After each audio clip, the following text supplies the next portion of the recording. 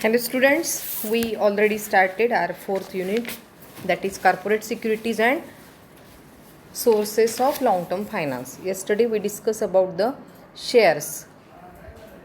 First we discussed about the stocks, then we discussed about the shares. Mainly there are three types of shares, that is equity shares, preference shares and deferred shares. We discussed the various features of equity shares. Today we will discuss the different values of equity shares. Mainly there are four values, that is par value. This is also known as face value of the share. See, par value दुसरं नाव काय आहे? Face value of share. This value is specifically stated in the MOA. MOA means Memorandum of Association and also is written on the certificate. Generally काय असतं value? 10 rupees, 100 rupees, 1000 rupees. Okay, म्हणजे काय 100 डेनॉमिनेशनमध्ये ही value असते. To arrive the face value the entire capital authorised to issue will be divided by number and this number is called par value. तर एक example देते म्हणजे तुमच्या लक्षात येईल. A company is authorised to issue rupees 10 crores. काय आहे authorised issue? 10 crores. Divided into 1 crore units of rupees 10 each. बरोबर आहे, 10 रुपयाप्रमाणे. So rupees 10 is the face value of that share. Okay, then second book value. आता तुम्ही नेहमी ऐकता पण तुम्हाला याच्यात बुक व्हॅल्यू म्हणजे नक्की काय हे माहिती नाही, बरोबर. So this value is arrived by adding reserve and surplus to paid up capital. आपल्या पेडअप कॅपिटलच्यामध्ये रिझर्व अँड सरप्लस आपण ॲड करतो. कॅपिटल ॲप्रिसिएशन असतं हे. And dividing the same by the number of equity shares. बघा आता एक्झाम्पल देते मी, तुमच्या लक्षात येईल. बुक व्हॅल्यू कशी कॅल्क्युलेट करणार? Book value is equal to share capital plus free reserve divided by number of equity shares. आता शेअर कॅपिटल आपण 100 रुपीजचं घेऊया म्हणजे तुम्हाला लक्षात येईल. शेअर कॅपिटल 100 रुपीजचं आहे आणि रिझर्व पण 100 रुपीजचं आहे. किती झाले? 200 डिवायडेड बाय 100 रुपीजचे शेअर्स असतील. 200 डिवायडेड बाय 100 किती झाली? ₹2 पर शेअर. शेअर कॅपिटल खरं तर तुम्ही काय बघितलेलं आहे की 100 रुपीजच आहे, पण ₹1 आलं असतं की नाही, ₹1 आलं असतं. पण आता इथे काय आहे, रिझर्व ॲड केल्यामुळे ₹2 आलं. लक्षात आलं. म्हणजे बुक व्हॅल्यू कशी कॅल्क्युलेट करायची? By adding reserve into share capital. Then third market value. So this refers the realizable value of the share in the market. बघा, if the shares are listed on the stock market and traded on trading days, the price can be easily ascertained because the price is regularly quoted by the exchange. काय लक्षात आलं की stock मार्केटमध्ये जर आपले share listed असतील आणि त्याचं रोजचं ट्रेडिंग होत असेल तर आपल्याला market value easily find out करता येऊ शकते. पण जर आपले शेअर लिस्टेड नाहीत, बरोबर, आणि त्यांचं रेग्युलर ट्रेडिंग पण होत नसेल, म्हणजेच काय, there will be irregular quotation and market value can not be easily ascertain. मग आपल्याला इथे काय करावं लागतं? गेसवर्क करावं लागतं. आणि गेसवर्क आपण कशाच्या बेसवर करणार आहोत? Guesswork based on dividend policy, risk involved, बरोबर, size of the company, management thinking, या सगळ्या लक्षात घेऊन या सगळ्या गोष्टी लक्षात घेऊन आपल्याला गेसवर्क करावं लागतं आणि आपल्या शेअर्सची मार्केट व्हॅल्यू डिसाईड करावी लागते. लक्षात आलं? ओके, नेक्स्ट आहे fourth last issue price. Issue price म्हणजे काय की ज्या प्राईसला आपण इश्यू करणार आहोत. This refers the price at which the shares are issued to the public. बघा, लगेचच पब्लिकला इश्यू करता येत नाही. We have to take permission of appropriate authority. आता ॲप्रोप्रिएट अथॉरिटी कोण असते? CCI. CCI म्हणजे कंट्रोलर ऑफ कॅपिटल इश्यू.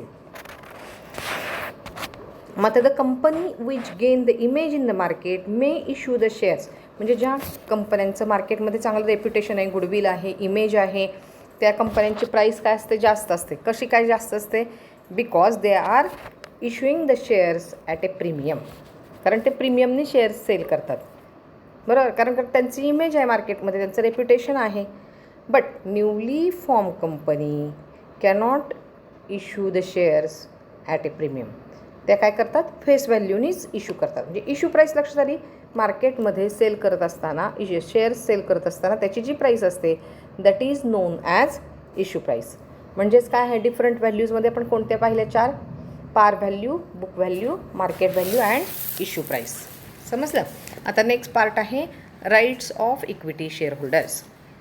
कोणकोणते राईट्स आहेत, तर फर्स्ट दिले मी right to income. The equity investors have a residual claim to income of the firm. सगळं राहिलेलं इन्कम जे आहे ते कुणाचं असतं, इक्विटी शेअर होल्डर्सचं असतं. बरोबर. The income of equity share holders may be written by the firm or paid out as dividend. काय करतात इक्विटी शेअर होल्डर, काय करतात, त्यांच्यासाठी जे इन्कम आहे किंवा त्यांचा जो डिव्हिडंड आहे ते एक तर रिटेन्ड अर्निंग म्हणून सेव्ह केला जातो किंवा काय केलं जातं, डिव्हिडंड म्हणून त्यांना पेड केला जातो. प्लॉईंग बॅक प्रॉफिट माहिती आहे की नाही तुम्हाला, रिझर्वमध्ये साठवून ठेवला जातो. आणि त्यामुळं काय होतं, increase the market value of equity shares. आत्ताच मी तुम्हाला मार्केट व्हॅल्यू कशी कॅल्क्युलेट करतात ते सांगितलं. बरोबर. म्हणजे जर आपण पैसे असे रिझर्वमध्ये साठवून ठेवले किंवा रिझर्वमध्ये टाकले तर त्याचा इफेक्ट काय होतो, आपली मार्केट व्हॅल्यू वाढते, कॅपिटल ॲप्रिसिएशन होतं. कारण कसं करतो आपण, मार्केट व्हॅल्यू कशी कॅल्क्युलेट करतो आपण, रिझर्व ॲड करून त्याला डिवाईड करत असतो नंबर ऑफ शेअर्सनी. बघा आता एक एक्झाम्पल देते. If A firm earns ₹15 lakh during the year, 15 lakh रुपये त्यांना मिळालेले आहेत कंपनीला, and page A dividend of ₹8 lakh, म्हणजे आउट ऑफ 15 लाख डिव्हिडंड 8 लाखचा दिला, आणि द इक्विटी शेअर होल्डर दस receive ₹7 lakh. The amount retained by the firm. The equity shareholder thus receive benefit in 2 ways. Dividend income ₹8 lakh and capital depreciation ₹7 lakh. म्हणजे 15 लाख रुपये जर त्यांचं income असेल किंवा त्यांना मिळालेले असतील त्या वर्षामध्ये, त्यांनी काय केले, 8 लाख रुपये डिव्हिडंडच्या स्वरूपात वाटले आणि 7 लाख रुपये रिटेन्ड अर्निंग्स म्हणजे रिझर्वमध्ये ठेवले. तेवढंच काय होणार आहे, त्यांचं कॅपिटल ॲप्रिसिएशन होणार आहे. म्हणजे त्यांना दुहेरी फायदा मिळाला, त्यांना डिव्हिडंड पण मिळाला आणि त्यांना काय झालं की कॅपिटल ॲप्रिसिएशन पण त्यांचं झालं. म्हणजे राईट टू इन्कम हा प्रेफरन्स शेअर्सवाल्यांना हा फायदा मिळत नाही. हा फायदा कोणाला आहे फक्त, किंवा हा हक्क राईट म्हणूया आपण, हा फक्त इक्विटी शेअर होल्डर्सना मिळतो. देन सेकंड आहे राईट टू कंट्रोल. ऑब्वियसली माहिती आहे तुम्हाला इक्विटी शेअर होल्डर्सना काय असतं, वोटिंग राईट असतात. They are the owners of the firm. They can elect their board of directors and have the right to vote on every resolution placed before the company. प्रत्येक ज्या ज्या ठरावावरती मतदान होईल त्या वेळी त्यांना वोटिंग राईट्स असतात आणि ते काय करतात, वोटिंग करत असतात आणि ते रिझोल्युशन पास करण्यामध्ये त्यांचा कॉन्ट्रीब्युशन देतात. The board of directors in turn select the management. Management select करण्याचा पण राईट कोणाचा आहे, इक्विटी शेअर होल्डर्सचा. कसा आहे, by voting right.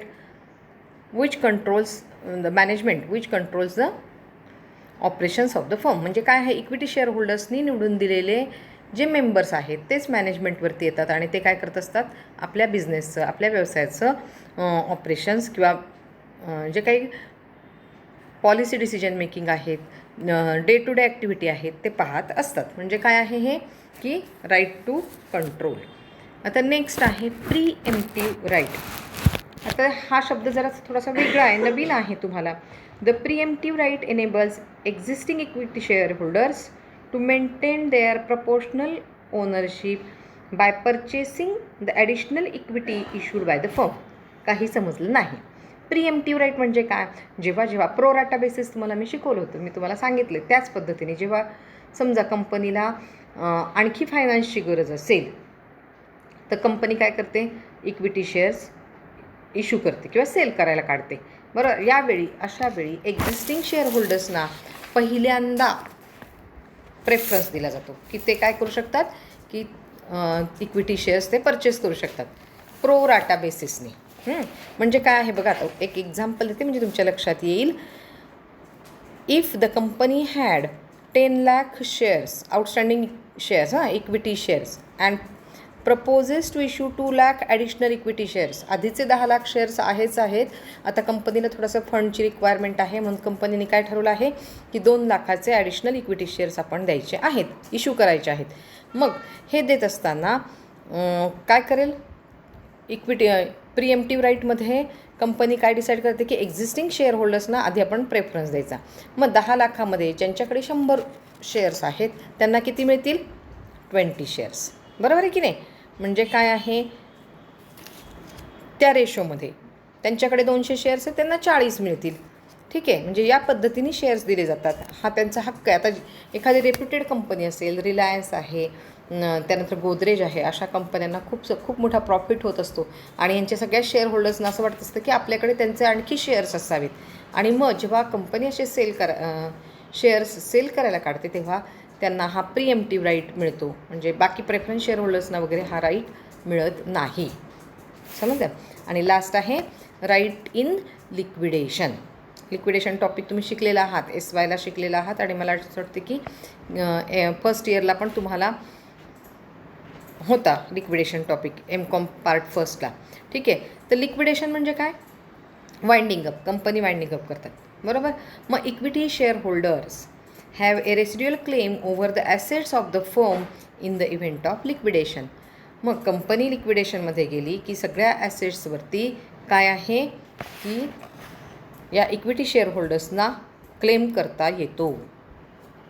Claims of all other debenture holders, secured lenders, unsecured lenders, other creditors and preference share holders are prior to the claim of equity share holder. म्हणजे ह्या सगळ्यांना पैसे देऊन झाल्यानंतर राहिलेल्या पैशावरती काय आहे, हा इक्विटी शेअर होल्डर्सचा राईट असतो. हे आपण शिकलेलो आहे, आपण प्रॉब्लेम त्याचे सोडवलेले आहेत. म्हणजेच काय, राईट लिक्विडेशनमध्ये सुद्धा राहिलेल्या ॲसेटवरती इक्विटी शेअर होल्डर्सचा राईट असतो. समजलं. तर इथपर्यंत आपण काय केलेलं आहे की इक्विटी शेअर्सचं आपण सगळं पाहिलेलं. काय काय आपण इक्विटी शेअर्सचं मिनिंग पाहिलं, फीचर्स पाहिले, डिफरंट व्हॅल्यूज पाहिल्या and right to equity share holders, हे 4 राईट्स आहेत, हे आपण डिस्कस केले. बरोबर. आता आपण काय करूया, नेक्स्ट लेक्चरला प्रेफरन्स शेअर्सचं आपण सगळं डिस्कस करूया. Okay, thank you.